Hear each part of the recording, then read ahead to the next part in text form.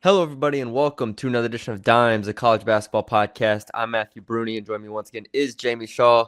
Jamie, you're not at Duke this time. You are in your chair. How are you doing? Good, man. Things are good. Yeah, it's been a whirlwind. Season's coming. Flying out to all these events and everything, and making the college tours and stuff. So it's good to be grounded and back and talking college hoops, man. It's basketball season. Yes, it's October. That means it's preview season. We're going to have conference previews for the major five conferences, Big East, ACC, Big 12, SEC, and Big 10 over the next couple weeks as we get ready for the season. But first, Jamie, we got to talk about the mid-majors, and we're going to make this our mid-major podcast. And it's something that I come from North Texas in terms of what I covered when I was in college, and like we just had Grant McCasland on and whatnot. So I was very familiar with Conference USA and the American and stuff like that. So it's obviously always in our roots, and we love them in March in terms of Cinderellas. But talking about them now in October, I think gives us a good glance at who the top mid-major teams people have to know, the top players. We know there's going to be probably draft picks out of this at some point as well. So I'm excited to talk about these mid majors and these teams that are not in the high major conferences. No, for sure, man. It's always fun to go, kind of on the deep dive. This was a great exercise for me. Staying at the surface of the P5 level for so long, it's always good to be able to kind of dive into the mid majors and dive into the people, because the parity right now in college basketball is so great. There's going to be some of these mid major teams that make top 25 lists. There's going to be some of these teams that make runs in the NCAA tournament and all that. There's going to be some guys, like you said, that get drafted out of these mid majors. So it's very exciting to watch. I think in my way too early top 25, Gonzaga was on the cusp, and San Diego State actually made it in. So, excited to talk about those two teams. Excited to talk about some of these players and some other teams to watch as well. Yeah, well, let's start it off. Let's go with Gonzaga, a team that obviously, when you talk about quote unquote mid majors, is not the prototypical. Like, we're not talking about a team that lacks resources. We're not talking about a team that it doesn't have a huge fan base or anything like that. We're talking about really over the past, this century is a powerhouse program, and is a program that is continuously in the top 25, continuously a national title contender. Now, Mark Few obviously wants them to get over the hump and get to that point. Last year was, I wouldn't say a disappointment, but it was an interesting year where even when we knew that they had talent and we knew they were a good team, they didn't quite put it together. They were a little more inconsistent than usual, which is why they dropped down to an 8 seed in the NCAA tournament. They had to play Florida in the second, or I'm sorry, Houston in the second round, and ended up losing that game in a tight contest. But overall, Gonzaga last year, 26-9 overall, still the number 8 team in KenPom, which is crazy to think about. And it looks like they've reloaded. So where do you want to start with this Gonzaga team as we look at them this year? Well, I think there's a lot of moving parts to this, but I think it was starting Gonzaga. You got to talk Graham Ike, the returning big man, 17.3 points, 7.3 rebounds per game. He'll make a run at All-American honors. He'll, be probably the front runner for preseason player of the year, conference guy in the conference, and he gives them a presence on the low block. As we've seen Mark Few throughout his time, he loves playing the two bigs. He's never veered off of the two big type system in the college basketball world. Graham Ike is an anchor on the block. Graham Ike is somebody that plays around the basket. He has touch, he has hands, and he can be a hub of the offense. You can play through him on the offensive side of the basketball while he provides steady rebounding in his area and all that. So I think any conversation that we have, with the moving parts and all that stuff surrounding Gonzaga this season, Graham Ike is the central anchor, I believe, that's going to, as good as he is, might be as far as they're able to go. Yeah, you mentioned playing two bigs. Braden Huff is another returner here, 17 minutes per game, 11 points per game last year. A guy who I think pairs really nicely with Graham in the front court. And then they went to the transfer portal for their guards, and I'm really interested to see how this works out. because the last couple of years it felt like they had a good amount of continuity with its Nimhard, and you go down the list of players. I think this year, the addition of Braden Smith from Colgate, 12.5 points per game. Adam Miller from Arizona State, 10 points per game, a knockdown shooter in his career, a veteran player there. And Jalen Warley, who played at Florida State in 2024 at 7.5 points per game. That's kind of the backcourt in terms of transfers that they brought in, and I think that's going to help them kind of remain one of these top teams that when you look at them, it's not just them playing through the front court. They have spacing now with the shooting that these guys bring. And obviously, Tyon Grant Foster, as far as I know, there still hasn't been an update on his eligibility from the NCAA. If you can correct me if you've heard anything, but I believe he's gotten a practice waiver, but he hasn't heard back on his waiver to play yet. Yeah, so waiting on that one. Obviously, that would be a massive boost for them, but even still, I think they have enough physicality and enough experience this year to be a really good team. For sure, and then you also bring back Steele Venters, the sharpshooter from the wing as well, who had some injury and wasn't able to kind of see it through this past season. But, when you have that, there's an interesting mix of players there. You have some experience, you have some shooting, you got Graham Ike to play in the middle of. I'm going to be curious with their post defense, kind of what that looks like. With Braden Huff, an electric big-time scorer, what does he bring on the defensive end? Graham Ike, not necessarily a rim protector or anything like that as well. So I'm going to be curious as to the interior side defense, despite their height that they will have, what that looks like. And then you bring in a guy like an Adam Miller, spent time Illinois, LSU, Arizona State, 42% three-point shooter this past year, 1,200 career points, veteran presence to be able to stretch the floor along besides Steele Venters. And then Smith from Colgate, kind of the steady presence. They have a couple foreign players that are coming in as well, that'll be able to provide depth and build with that. I mean, this is an interesting roster, and obviously Tyon Grant Foster, while they don't need him because they have enough depth and they have enough players, that's one of those talents that comes in with the experience, who has done it. Started off at Kansas, ended up at Grand Canyon for a couple of years, and now he's coming over at Gonzaga. 6'7" wing initiator, a guy who can create his own offense and do all that. That's the kind of guy that kind of puts it over the top for the team. With all the spacing that they have, somebody who can kind of manufacture a bucket on their own, get downhill, finish at the basket, and have multiple level type scoring. The point of attack, how good Smith is transferring up from Colgate, will be interesting to watch. Post defense will be interesting to watch. However, Mark Few has put together a collection of talent here that is very interesting and noteworthy for Gonzaga. Yeah.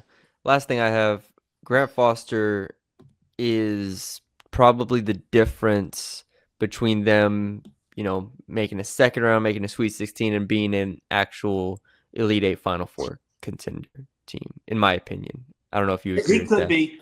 I'm going to be interested to watch the defense and how the defense holds up against Power 5 type teams and high-level talent and all that type of stuff. But scoring output, when you have guys, if Foster's coming back, when you have guys like Foster, Miller, Venters, Huff, Ike, all that stuff, the scoring output they have is going to be multiple. It's going to be vast, and they're able to give you different looks with both shooting, interior presence, and defensive size, playing some inside-out stuff and all that. Defensively, I'll be curious to see what that looks like. Yeah. All right. San Diego State, the next team that, like you said, is getting top 25 consideration from a lot of people.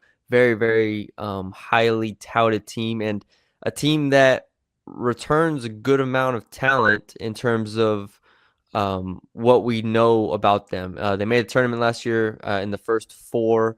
Lost to North Carolina. Ended the year 21-10 overall, 14-6 in conference play. Brian Dutcher's back to run it back once again.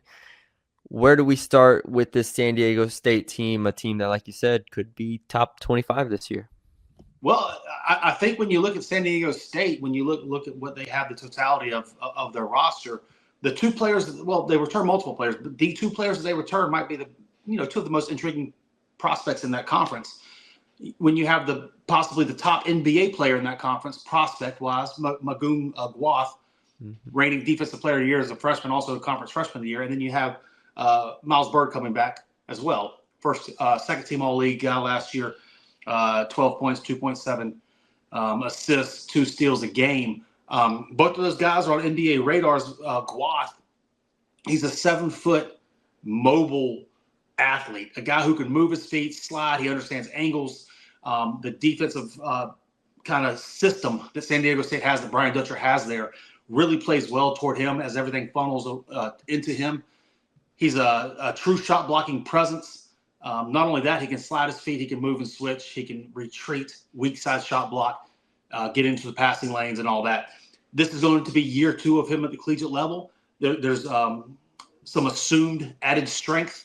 There's some assumed processing stuff that's going to be quicker, as he got acclimated to the system and all that. Expecting a huge year. I know that later on in this, we're going to be talking about prospects, mid-major prospects to watch.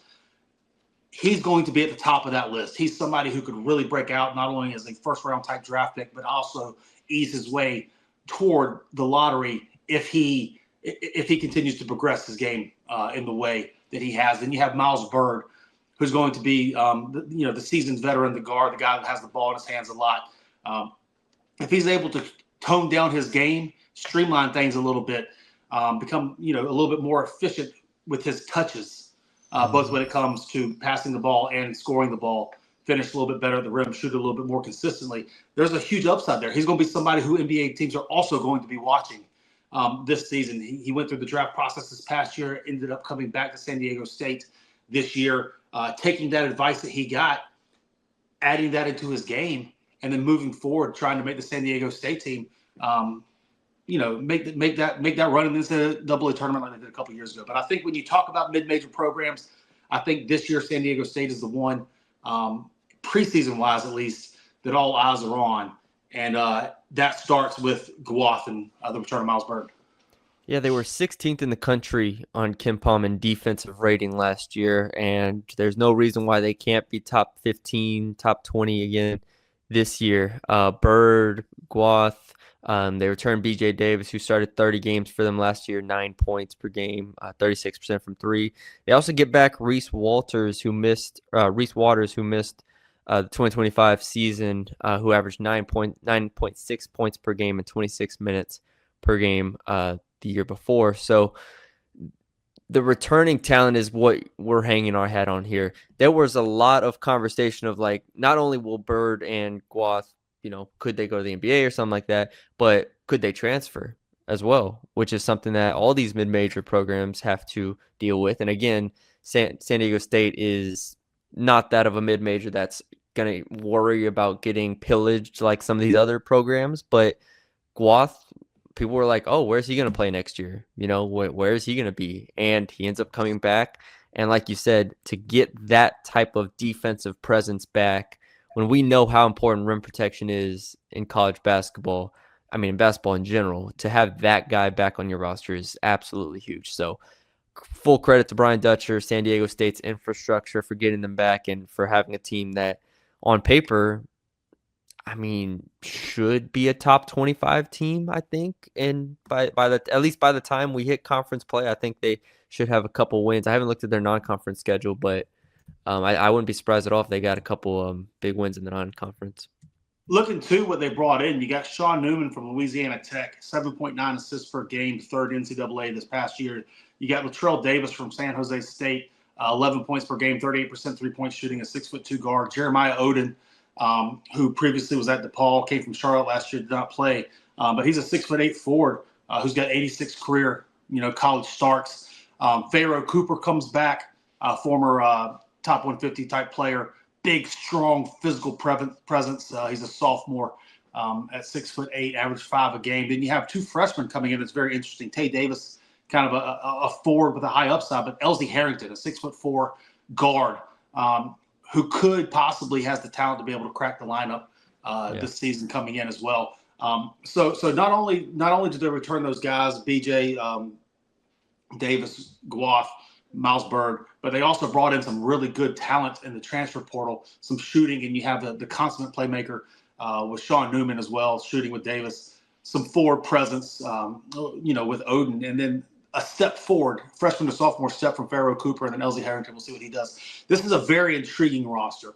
Dutcher is going to maximize his offensive play the shot clock and maximize the offensive touches, but defensively is where they really the physicality they bring on the defensive end is something that's been consistent within that program throughout time. So bringing in this offensive output, guys who can score the basketball, bringing back NBA type talent, and then adding the pieces here and there. The San Diego State team for me is going to be very interesting to watch, and I agree with you. I think, as I said, they were in my way too early top 25 that I had, the upside's pretty high with the roster, I feel like. Yeah, they do play in the Players Era festival again. They play Michigan and Oregon in that.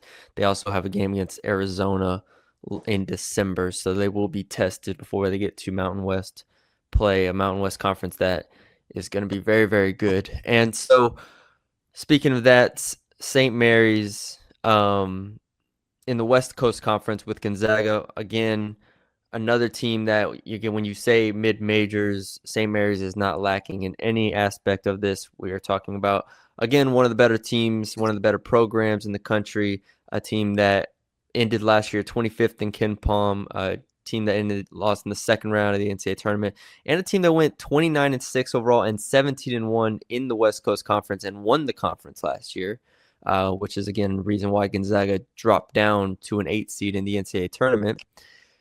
St. Mary's, there is a good amount of turnover here, but at the same time, I think there's enough returning talent, and I actually like a couple of their transfer portal pickups here to where I don't think they're a top 25 team, but top 40, somewhere in that range of talent. So what are your thoughts on St. Mary's and what they have this year?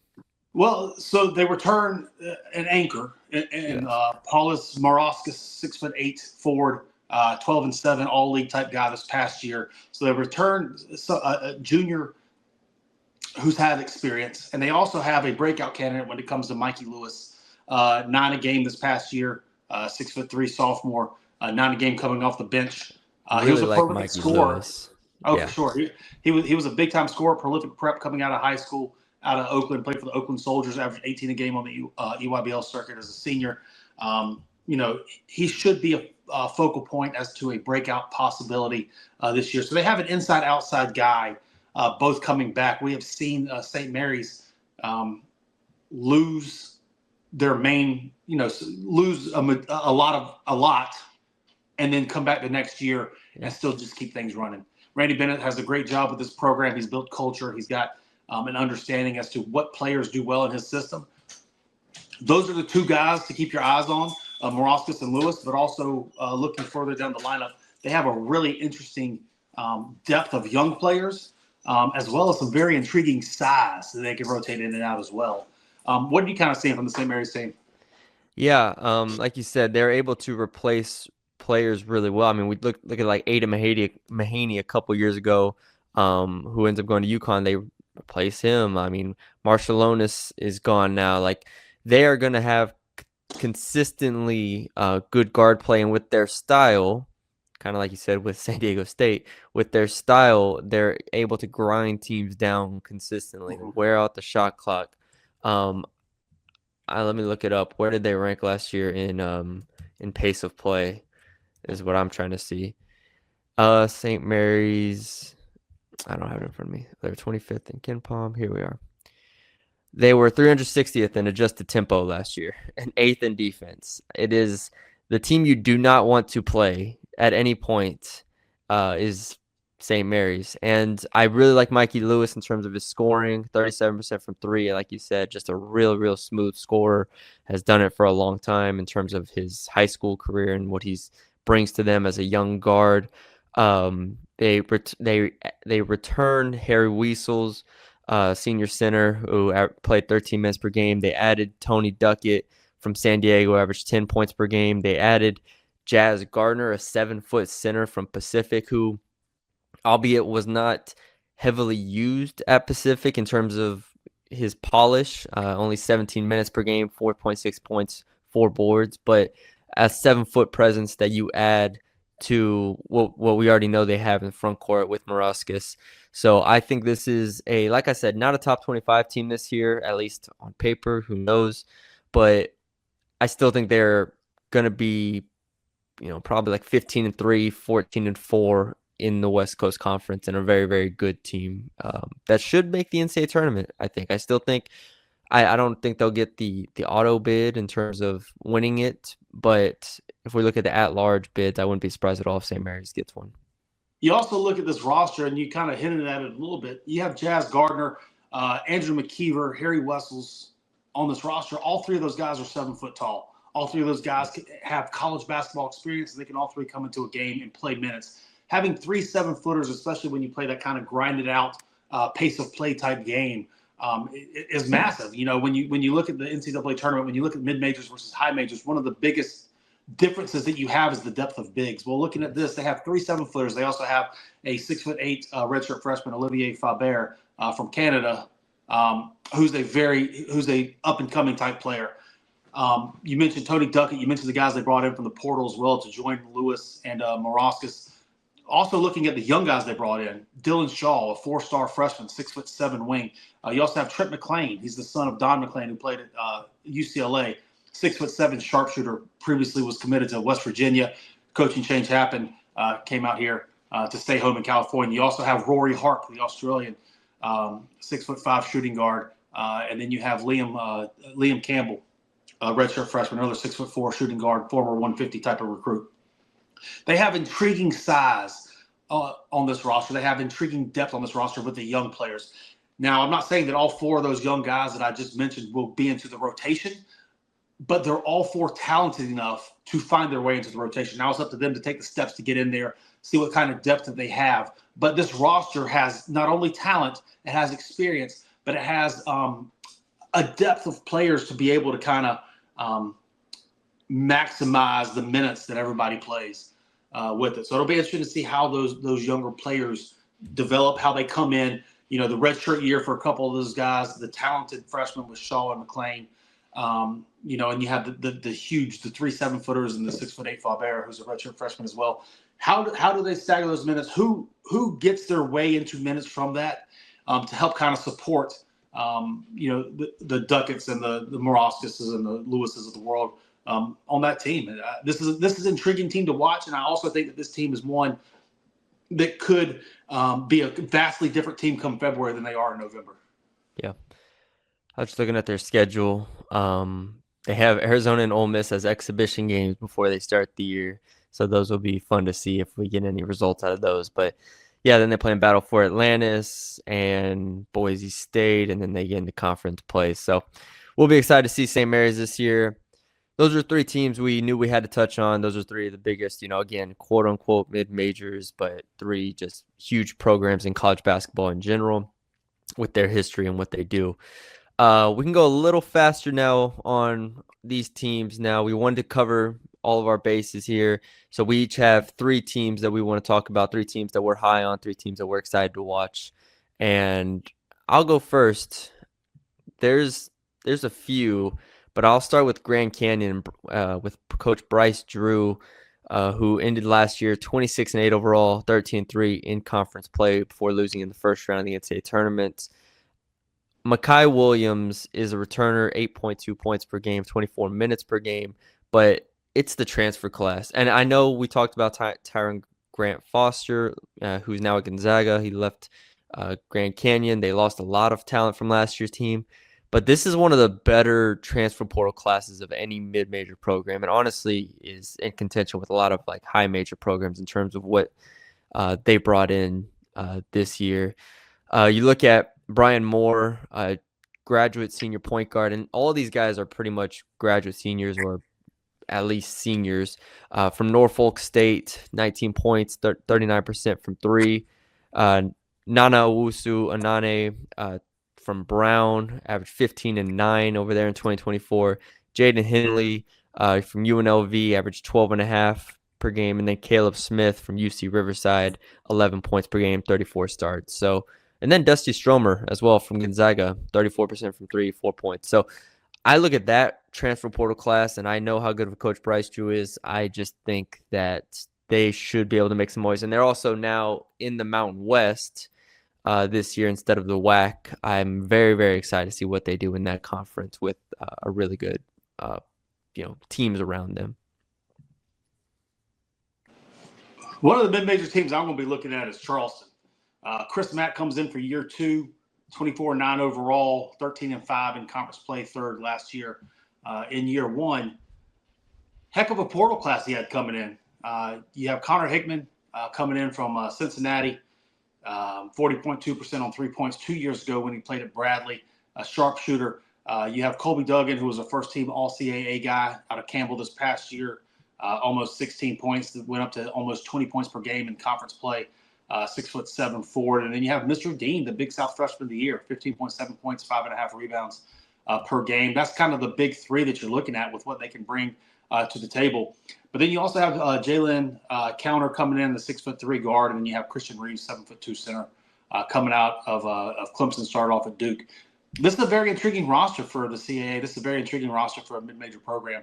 And I'm just going to be curious to see as to what Chris Mack's able to string together here. This is his second year at Charleston. So kind of with that big three core, adding in some depth pieces, you have a couple of young guys that they've recruited coming up as well. So Charleston's a team that I'm kind of looking at the CAA to see what Chris Mack can do in year 2. Yeah. Have you been to Charleston's arena? I don't know. Yeah. It's a nice arena. I went there it's a great arena right in the middle of downtown Charleston, right off of King Street. It's a wonderful place. Yeah. I figured you live in that area-ish, so I figured you'd been over there. But yeah, I went over there for the Charleston Classic 2 years ago. Awesome place. Really fun. All right. My next team is going to be VCU. I know new head coach Phil Martelli is in. Last year they went 28-7 overall, 15-3 in conference, lost in the first round. We're 34th in KenPom.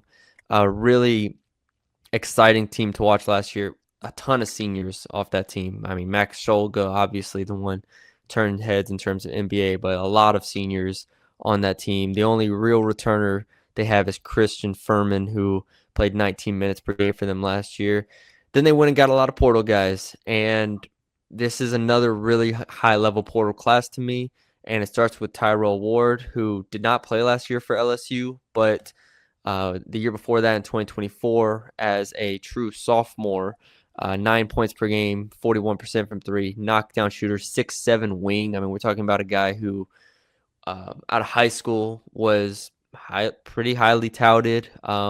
I'm really excited to see what Tyrell Ward does at VCU, closer to home for him, wishing him the best. Got to cover him a couple years at LSU. But then you go Keyshawn Mitchell from Bryant, junior center, Barry Evans, also from Bryant, 13.5 points per game. And then Nick Lewis, and you can give your thoughts on Nick Lewis, the number 80 prospect in this class, going to be a true freshman this year, but a guy who I know a lot of teams were after and a lot of teams were at least talking to. But I think he's someone that can come in and help them right away.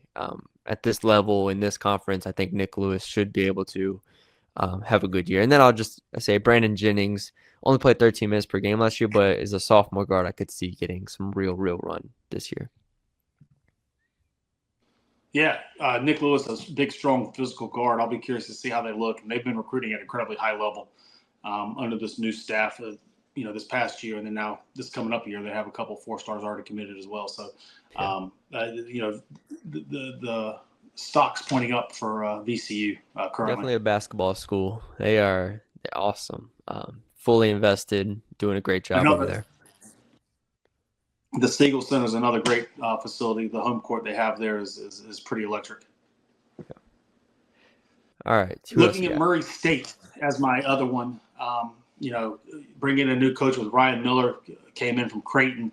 You kind of look at what he does. Again, another team that had to go heavily into the transfer portal. Well, he brought in some interesting players. Lane Taylor from Central Arkansas averaged 17 a game this past year as a freshman. He got injured, missed the last part of the year as well, but 17.4 points per game. He can score the ball. He knows how to play basketball. He'll be on the ball. He can play off the ball a little bit as well. But he's the catalyst for the offense, able to get and create open looks, able to shoot the basketball, and all that. Javon Jackson coming in from Illinois, Chicago, a kind of interconference transfer, 11.6 points per game this past year, also 1.6 steals. He's going to be an interesting player. But I'm going to be looking to see what Braden Shorter brings to him, the 6'5" guard. He averaged 15.5 a game last year. His 118 threes led Division II. So you add that into what I would assume to be kind of a spread offense that Ryan Miller is going to bring, kind of coming from the Creighton tree, kind of what Doug McDermott did. The shooting ability that he brings at 6'5" will be very interesting. He also brings in Fred King from Creighton as well, somebody that I really like coming out of high school at the NBA Academy Latin America. Big physical presence, 6'8", hulking guy that can get rebounds, play inside the basket. Then you also bring in guys like Mason Miller from Creighton. You got Ben Schultzberg, who started off at Creighton before going elsewhere. JJ Traynor, who was at DePaul this past year, started off at Louisville. So this is a very interesting roster. Obviously, it's somebody they're going to have to bring together. But they have the central pieces when it comes to guys like Jackson and Taylor. They have the intriguing pieces, guys like King and Shorter. And then you have some nice depth pieces who have experience, who could play very pivotal roles, kind of for this team, like the Traynor, the Millers, the Schultzbergs of the world as well. So I think Ryan Miller coming in from Creighton, year one as a head coach, year one of this Murray State program, put together a very interesting roster that could be very fun to watch play, that could put up a lot of points, play with a lot of spacing, and then have a lot of highlights with their fast play. Yeah. My last team here is St. Louis, and they were a team who caught a lot of attention because of Robbie Avila, who I'll let you kind of talk about Robbie Avila as we transition to the next segment a little bit. But I think the front court around him is really interesting. They brought in Paul Otieno from Quinnipiac, who averaged 13, 8.5, and 2 blocks. Like, when you're surrounding Robbie Avila with talent, Otieno's the exact type of player that you want. Like, he is the guy who's going to get rebounds, block shots, kind of rim run a little bit. And with that being the case, I think that just opens up the game. They obviously return Kalu Anya as well, who averaged 6.5 and 7.5 on 28 minutes. So they're very comfortable, I think, with their front court now. And I think, like you said, when we talk about mid-major basketball, when we talk about teams that aren't in these like high major conferences, the front court is usually what ends up being the difference, right? You look at just the bodies they have in the front court. A lot of times that's the difference. That's not going to be the case with this team. I think this team has legitimately at least 3 bigs that can go toe-to-toe with anybody they play. And then in the backcourt, they added a couple transfers, Trey Green from Xavier, and they added Deion Brown from Boston College, both of whom averaged about 5-7 points per game last year. So they add some talent in the backcourt. I think their front court's set. Give me St. Louis to have another really, really good year. Last year they went 19-15 overall, 11-7. I could see them being even better than that. I think they hit 20 wins this year. All right, let's move on to players. Like I said, I know you're very high on Robbie Avila as well. What are your thoughts on him going into this year? Yeah, I think there should be some excitement around Robbie Avila. He almost, kind of took the college basketball world by storm 2 years ago at Indiana State with his ability to initiate offense. He's so unique with his size and his presence, but also his ability to put the ball on the floor and be a central hub of an offense. 4 assists per game, 17 points. He's able to kind of get, to the basket. He's able to create advantages for his team. You can play off of him. You can play through him. And he can score at various levels. He's a threat to grab and go, get downhill. You can play him from the elbows. Just the unique nature of what he brings at 6'9", 6'10", with his strength and size. But his IQ and understanding of the game is just tailor-made for something that Josh Schertz is going to be doing at St. Louis. Very interested to watch this. I think there's a very real possibility he could push for some All-American type stuff. I think there's a very real possibility if the St. Louis team is good. If they show well in conference and make a tournament run and do anything like that, I think that it's on the back of Robbie Avila. I think there's another step in there for Robbie Avila to take. And I think there's a very real intrigue with Robbie Avila, what he is as a player. He's just so unique. He's hard to game plan for. How do you guard that? The big man being the central hub, the big man making the decisions and reads in the half court offense. Pulling rim protection, pulling defenders away from the basket and stuff. He's just so unique within the game today. I think Robbie Avila is somebody who should have a lot of eyes on him this season. Yeah. We'll just let you go. You can rattle your three off, and then I'll go with my three, and that's how we can do it there. So who else you got on your players to watch? Dylan Andrews, Boise State, transfer from UCLA. 60-plus starts in his career at UCLA. 2 years ago, his sophomore year, 12.9 points, 3.7 assists. Kind of was in and out, rotation and stuff, minutes and everything this past year. Comes to Boise State on a team that has expectations. Boise State has been one of the sleeper mid-major programs over these past few years now. Coming in, you have this senior point guard who played at UCLA for 3 seasons. He was a top 50 type recruit coming out of high school. He's had success at the collegiate level, and now this is his last year. He's looking for big success to kind of kickstart his career moving forward past college. Boise State's got a lot of talent. Dylan Andrews is going to be a player that will have the ball in his hands, and he's going to be a player who could possibly be playing for a team in this Boise State team, again, that could potentially make a run in the NCAA tournament. So I think Dylan Andrews is a player on this Boise State team to keep eyes on, that you could be hearing a lot about come end of December, January, end of February, if they're having success like they could. And then lastly, Miles Rubin, Loyola Chicago, another guy who was a top 150 type recruit coming out of the Chicago area, 6'10" big man. The defensive presence that he brings, he's 2 times all A-10. He's been, he's a rising junior. So both years that he's been in college, he's been an all league defensive player. 2+ blocks per game. Defensively, he's a stalwart. Defensively, he's one of the best defensive bigs in the mid-major game. We talked about Magungwath earlier. Miles Rubin is kind of defensively in the same maybe not quite there because of size stuff, but he's in that same conversation as one of the top defensive bigs. And when you have a defensive big like that who's able to slide, switch, get in the passing lanes, guard down a lineup as well, you could do a lot with that. The aggressiveness of the defense that you have. He's coming into his own on the offensive end. He shot 70% from the field this past year, so he doesn't do anything that he can't do. He's opportunistic with his efficiency, and his offense is continuing to develop. He's got solid hands. He's got solid touch. He's not a world beater when it comes to the offensive game, but his defensive presence is pretty special. So to see that at Loyola Chicago, and to be able to, for Valentine to be able to build around what he brings at the rim as rim protection, it should allow a lot of aggressiveness when it comes to this Loyola Chicago team on the defensive side. For sure. All right, I'll roll through mine real quick. First, Doug McDaniel from Memphis. Not the highest on this Memphis team this year, but McDaniel coming over from Kansas State, 11.5 points, 5 assists per game, 38% from the field. Not super efficient, a small guard, probably about 5'10", 5'11", but a really good playmaker and passer and initiator that I think will help Memphis out quite a bit this year. Fun to watch, so excited to see him at Memphis. Mason Falslev from Utah State, junior point guard, 15 points per game, 4 assists, 2.5 steals.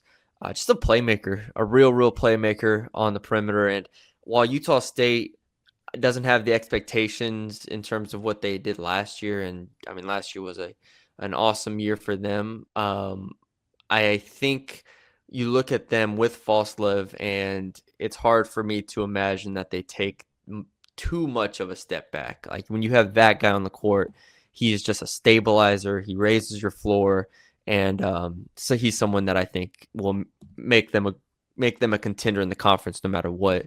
And then you said you had one Boise State guy. I'll go with the other one, Andrew Meadow, junior wing, 12.5 points per game, 35% from 3, 4 boards. Does it all on the floor. Offensively, can finish through contact, can score at all 3 levels. I think could see his points per game get up to about 15 this year. That wouldn't surprise me. And Boise State's going to be a fun watch. I know we didn't talk about them as a team, but in terms of individual talent, there's a couple guys here that I'm really excited to see. So those are my three. I think that covers most of it. Real quick, I know. What are your thoughts on USF? I know that they are a popular team, just in terms of what some people think of them this year. Well, he's somebody that Tyrone Riley is somebody that probably I should have talked about in my players to watch list. I think that his presence there, I watched him this past summer at the USA Basketball U19 tryouts. He's somebody that if I personally was picking the team, I probably would have put on the team. He was that good, during the entire process. 6'6" wing. He's kind of from that California area, and I think he's raring for a huge step coming up this upcoming season. Somebody that you can kind of play through at the wing.